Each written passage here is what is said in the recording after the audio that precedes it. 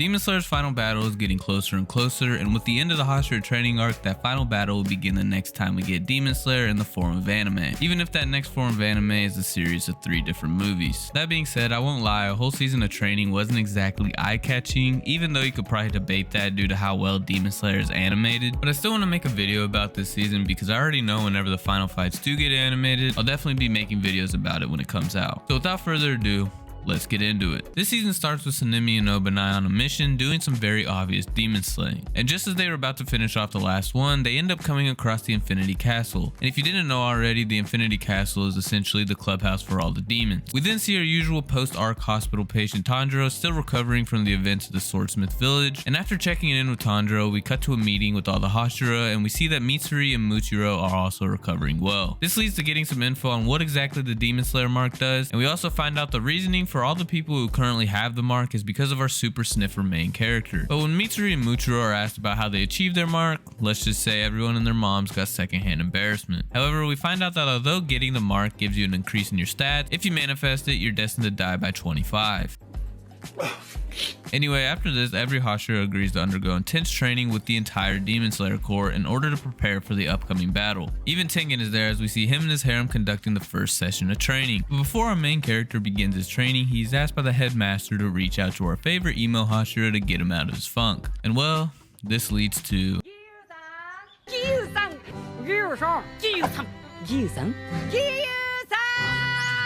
Of course, since this is one of the few slice of life moments throughout the series, Giyu tells his backstory to Tanjiro, explaining why he's the way he is. This is then followed by a nice moment where Tanjiro finally gets Giyu to change his mind over a noodle eating contest. And finally, after 2 episodes of basically zero action, we see Tanjiro begin his training with Tengen. Right when he arrives, he starts lapping every other person there despite his comedic short king build. On a real note though, after showcasing that he was in a different league than everybody else during his one-on-one with Tengen, Tanjiro advances to the next Hashira training, which is with Muichiro. How are you this cold at 14? Whenever Tanjiro arrives, Muichiro's mood instantly changes due to the time they spent with each other damn near dying in the Swordsmith village arc. However, as they get back to training, he locks back in and continues to beat the daylights out of every other side character. Damn, being a side character in Demon Slayer truly is brutal.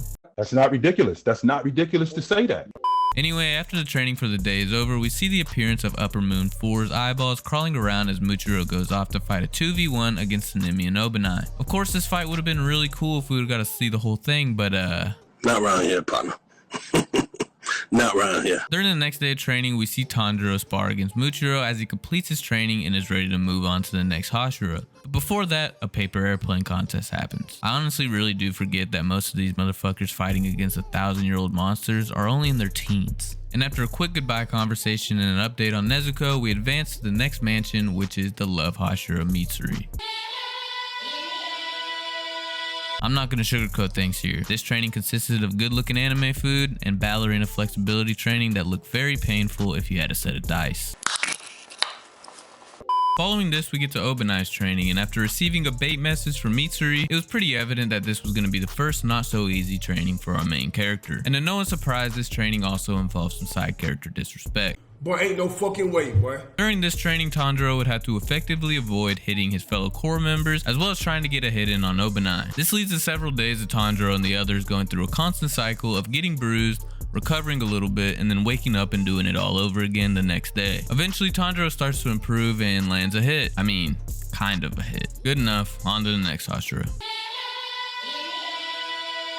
Sanemi is up next on the list of Hashira that hate Tanjiro, but don't worry, Tanjiro dishes it out just as well as he takes it. We also see the return of Zenitsu after running away from that very same training. Sanemi's training would consist of everyone attacking him at once until you blacked out or vomited blood. And Tanjiro was probably getting the worst of it as he ends up getting multiple baseball-sized bruises after this. I mean, damn, you really didn't have to do my man Tanjiro like this. I ain't gonna lie, I'm getting cooked. Anyway, as Tanjiro contemplates life after the bruises he received, he uses his super sniffer to send Sanemi and Genya having a nice and calm sibling conversation. But after Genya admits that he ate demons in order to be able to fight against the demons, Sanemi wastes no time speed blitzing his younger brother and attempting to make him blind. Luckily, our guy Tanjiro would never let that slide, causing this whole situation to escalate to the point to where there is essentially a restraining order placed between Tanjiro and Sanemi. It's kind of funny, not gonna lie. This leads to Tanjiro and Zenitsu going on in the next training, even though they never technically passed the one prior. I mean, you could count hand-to-hand combat, because if that's the case, then I guess that'll suffice. The next and last training training that would take place would be with our favorite blind 7-footer, Gyomei. And let's just call this the strength training section. I say this because there are 3 parts of this training that consist of meditating underneath a waterfall,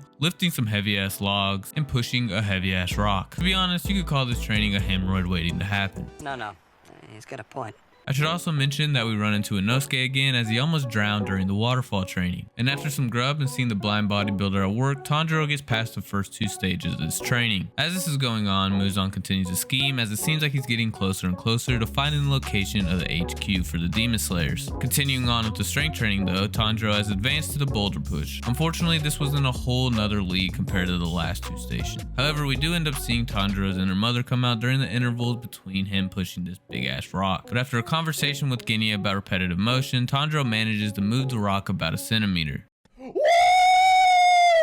Before he's able to continue though, his motherly duties needed to be tended to again. This doesn't stop Tanjiro from putting in some overtime and getting up before the sun as he begins to think about his family and Rengoku and begins to move the rock further and further. Inosuke and Zenitsu, seeing this, realize that they better lock in if they want to keep their title of main character. But before Zenitsu gets started, he receives what seems to be an important letter, but more on that later. Once Tanjiro is finished with his required rock pushing, he finds himself dehydrated and might have died if Gyomei didn't waterboard him. And after some proper hydration, Gyomei then commended Tanjiro for his actions in the Swordsmith Village arc, and this is whenever Tanjiro put the lives of the villagers over his sister. But Tanjiro quickly denies this acknowledgement, saying that it was Nezuko who made the decision, and if it weren't for her, he doesn't know what would have happened. That being said, this makes Gyomei acknowledge Tanjiro anyway. Of course, since this is the first encounter between Tanjiro and Gyomei, we get to see the backstory of how the Stone Hashira began his fight against the demons. In this flashback, we see that Gyomei was in charge of many orphans at a temple, and like your typical Demon Slayer backstory, everything was sunshine and rainbows until one little boy that was a part of the group of the orphans stayed out past curfew and runs into a demon.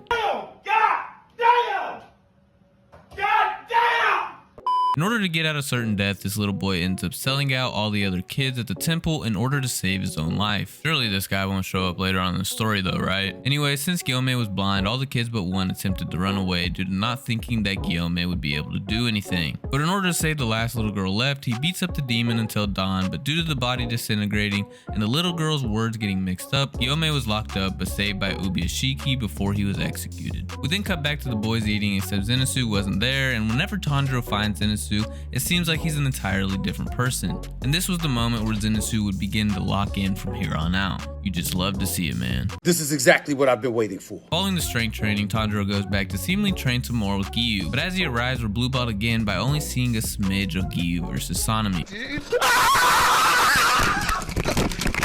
I mean, it still looked really good, but man, I'd be lying if I said I didn't want to see more. Fortunately, we do end up seeing another classic chibi moment from these 3, but as Sanemi is heading out, he discovers the presence of a spy that's been crawling around this whole entire arc. However, as this is happening, we see that Muzan has found where Ubuyashiki and his wife are staying, as I shit you not, we get a 5-minute montage of him approaching. As Muzan arrives, Ubuyashiki starts talking about the Demon Slayer's motivations and his own life story. And as this extremely dragged out conversation continues, an emergency crow sent out to summon all the Hashira to the Master's mansion. Meanwhile, as this conversation between Muzan and Ubuyashiki is coming to an end, we find out that Muzan is actually a distant relative to the Ubuyashiki family, as well as Muzan getting a lesson on what it truly means to become immortal. And just as Muzan is about to finish off Ubuyashiki, the entire mansion gets blown up and set to flames as it kicks off the final battle finally beginning.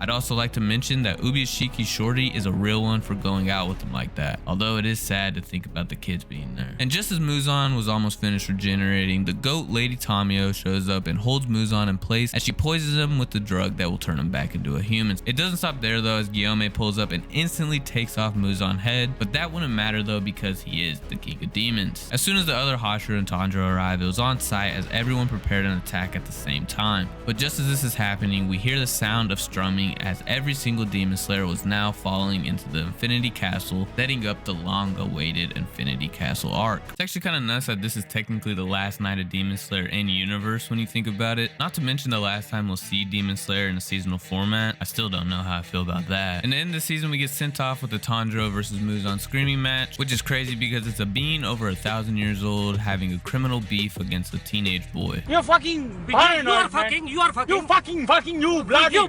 bloody bastard bitch, you bastard, you. You just gotta love shonen. And I can't end this video off without mentioning how cold our main trio look whenever they do get dropped in the Infinity Castle. Anyway, that's all I got for this video, and if you enjoyed, drop a like and subscribe if you're new. Until next time, peace.